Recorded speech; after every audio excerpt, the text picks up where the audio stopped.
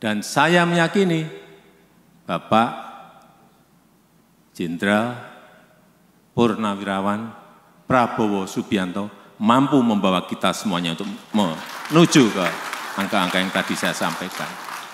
Hari Senin seminggu lagi, menteri-menterinya akan dilantik. Kalau mau tahu menterinya siapa-siapa. Dan memang sudah saatnya bangsa kita sekarang ini berkonsolidasi. Bangsa ini harus berkonsolidasi. Negara ini harus berkonsolidasi. Semua harus kompak. Seperti tadi sampaikan Pak Lili, semua harus bersatu.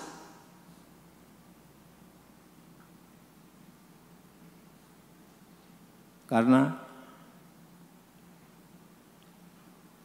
dunia sekarang ini hampir semua negara mengalami, dan dunia juga mengalami, tidak jelas semuanya, tidak pasti semuanya.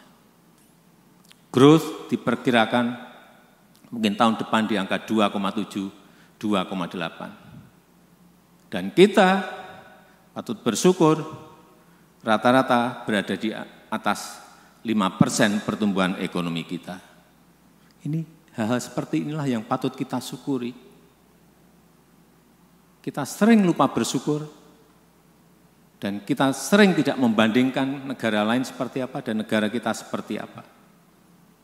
Dan sekarang ini yang harus memang terus dipompakan adalah pemikiran-pemikiran positif, pemikiran-pemikiran yang optimis.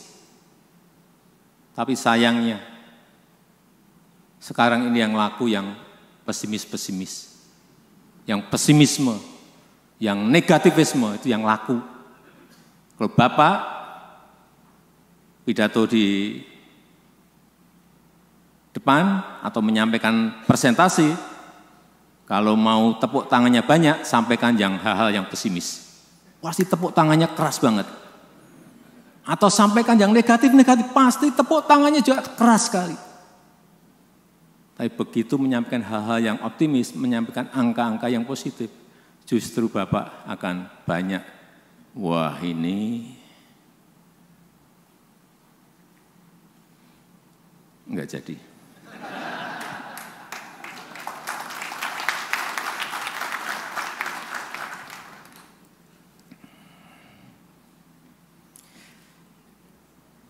Dan kita sekarang ini telah masuk kepada abad Asia.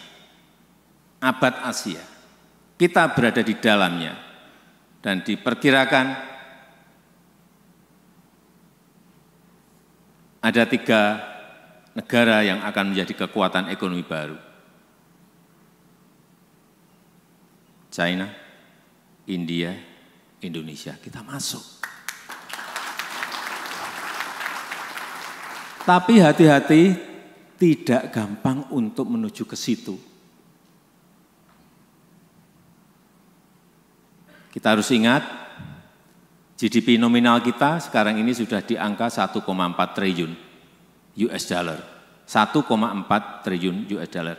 1,427 triliun US dollar.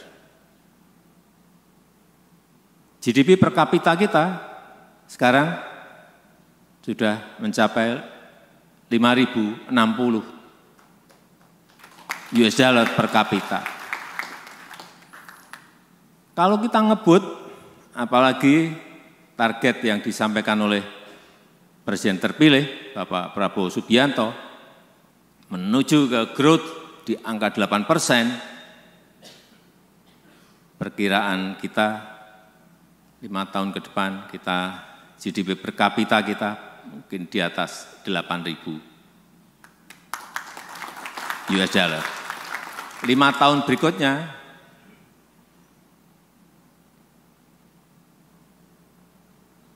berada di angka kurang lebih 11.000, 12.000. Berikutnya lagi, 10 tahun yang berikutnya lagi, mungkin kita bisa melompat perkiraan lembaga-lembaga internasional bisa di atas 23.000.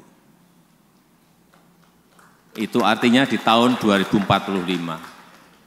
Tapi sekali lagi menuju ke sana juga tidak gampang. Butuh keberanian memutuskan, tetapi juga butuh hitung-hitungan yang detail dan komplit dengan angka-angka yang jelas sehingga memutuskannya betul. Dan saya meyakini Bapak Jenderal Purnawirawan Prabowo Subianto mampu membawa kita semuanya untuk menuju ke angka-angka yang tadi saya sampaikan. Nanti ditunggu saja hari Senin seminggu lagi, menteri-menterinya akan dilantik. Kalau mau tahu menterinya siapa-siapa,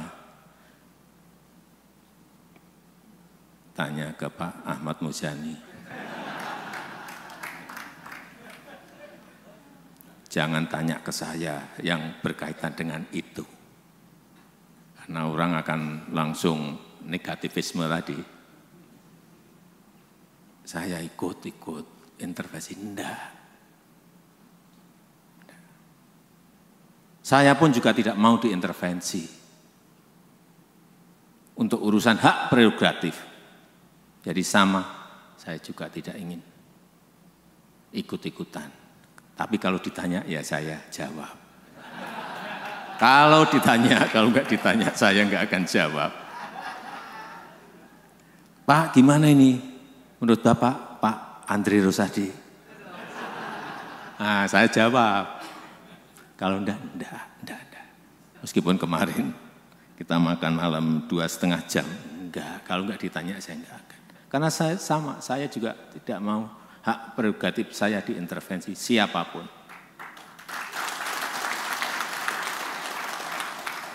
Itu hak yang diberikan pada rakyat, kemudian di dalam pemilu ditransfer ke saya.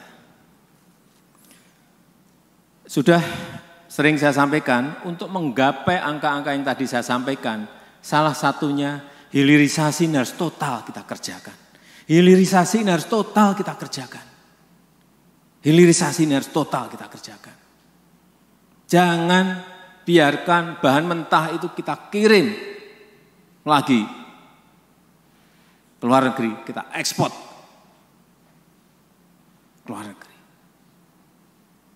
Siapapun, nggak ada masalah. BUMN mau mengerjakan silahkan, swasta mau kerjakan silahkan, asing mau kerjakan silahkan, join berpartner silahkan, tapi di dalam negeri.